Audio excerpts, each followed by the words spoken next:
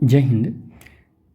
Electromagnetic induction में ये बहुत इम्पोर्टेंट टॉपिक है ये जानना। जो फैराडे का लॉ था, जो फैराडे ने लॉ दिया, तो उसमें बताया उन्होंने कि जो इंड्यूस्ड ईएमएफ है वो डायरेक्टली प्रोपोर्शनल है rate of change of electromagnetic flux के। तो अब ये अगर मैग्नेटिक फ्लक्स के रेट के चेंज के बराबर है तो उसका डायरेक्शन क्या होगा। तो ये डायरेक्शन पता करने के लिए, यानी कि डायरेक्शन ऑफ इंड्यूस्ड ईएमएफ को पता करने के लिए क्या किया गया कि दो रूल बनाए गए। वो दोनों रूल कौन कौन से हैं इस लेक्चर में हम लोग जानेंगे। Direction of induced EMF of the direction of induced current depend on the whether there is an increase और decrease in the magnetic flux. मतलब जो इंड्यूस्ड मैग्नेटिक फ्लक्स के चेंज होने से इंड्यूस्ड करंट या इंड्यूस्ड ईएमएफ प्रोड्यूस हो रही थी सर्किट में, वो इंक्रीज हो रहा है कि डिक्रीज हो रहा है, उसको पता करने के लिए कौन से डायरेक्शन में इंक्रीज हो रहा है या कौन से डायरेक्शन में डिक्रीज हो रहा है, इसको पता करने के लिए दो लॉ बने। इन्हीं दोनों लॉ को देखेंगे। तो फर्स्ट लॉ है लेंज लॉ और सेकंड लॉ है फ्लेमिंग राइट हैंड रूल है। लेंज लॉ क्या होता है?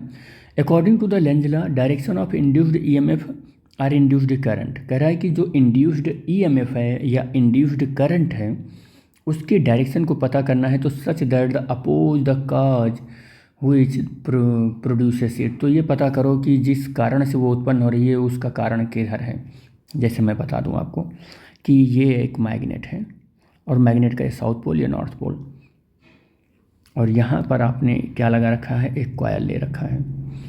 कॉयल को आप इसके पास लेकर आ रहे हो तो ये नॉर्थ पोल से मैग्नेटिक फील्ड लाइन्स निकल रही हैं और इसको पास लेकर आ रहे हो, तो ये जो है ना इधर का ये नॉर्थ पोल बनेगा और इसके पीछे साउथ पोल बनेगा। अब अगर ये नॉर्थ पोल बन रहा है और ये साउथ पोल बन रहा है इधर सामने, तो इसका मतलब ये करंट का डायरेक्शन कुछ ऐसा होगा। करंट का डायरेक्शन कुछ ऐसा होगा।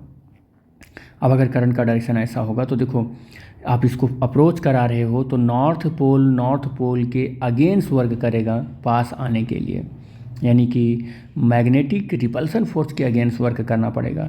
तो यही लेंज ने बताया कि जिस वजह से ये प्रोड्यूस हो रहा है इंड्यूस्ड करंट या इंड्यूस्ड ईएमएफ, उसी कारण का विरोध करता है, उसी के अपोज करता है, उसी का क्या करता है, अपोज करता है, उसी का अपोज करता है। इसका डायरेक्शन ऐसे ही पता कर सकते हो आप कि direction of induced EMF is such that the oppose the causes which produce, जिस कारण से ये उत्पन्न हुआ होता है उसी का विरोध करता है।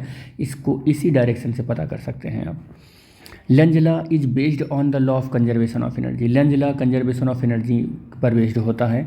जैसे कि आप यहाँ पर मैकेनिकल वर्क करेंगे तो वही मैकेनिकल वर्क कन्वर्ट हो जाएगा इलेक्ट्रिक एनर्जी के फॉर्म में।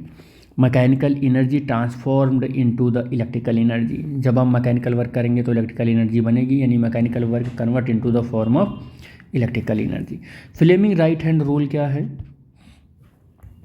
फ्लेमिंग राइट हैंड रूल में होता क्या है कि आप राइट हैंड लो और उसका स्ट्रैच करो, थंब, सेंट्रल फिंगर और फोर फिंगर, और उसको स्ट्रैच करने के बाद अपने राइट हैंड को स्ट्रैच करने के बाद, और कैसे स्ट्रैच करना है ये भी आपको पता होना चाहिए। ऐसे स्ट्रैच करो कि ये जो थंब है और फोर फिंगर है, मिडिल फिंगर है, ये सब एक दूसरे से 90 डिग्री पर हो, म्यूचुअली परपेंडिकुलर हो to each other the shown in the figure. जो फिगर में यहाँ पर दिखाया गया है, यहाँ फिगर में दिखाया गया है।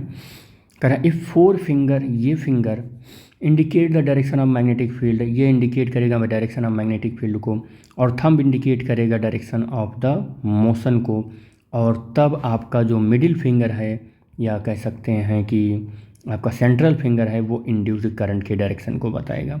This is the Fleming right hand rule. यही फ्लेमिंग राइट हैंड रूल है। फ्लेमिंग राइट हैंड रूल फिर से मैं बता दूं कि आप अपने राइट हैंड को लेकर स्ट्रैच करो इस तरीके से, थंब को और फोर फिंगर को और सेंट्रल फिंगर को, कि वो सब एक दूसरे से 90 डिग्री पर हों, तो आपका फोर फिंगर मैग्नेटिक फील्ड बताएगा और ये direction of motion of the conductor बताएगा, और ये जो ये फिंगर है यानी कि सेंट्रल फिंगर ये इंड्यूस्ड करंट को बताएगा। तो this is the overall information regarding the direction of induced EMF.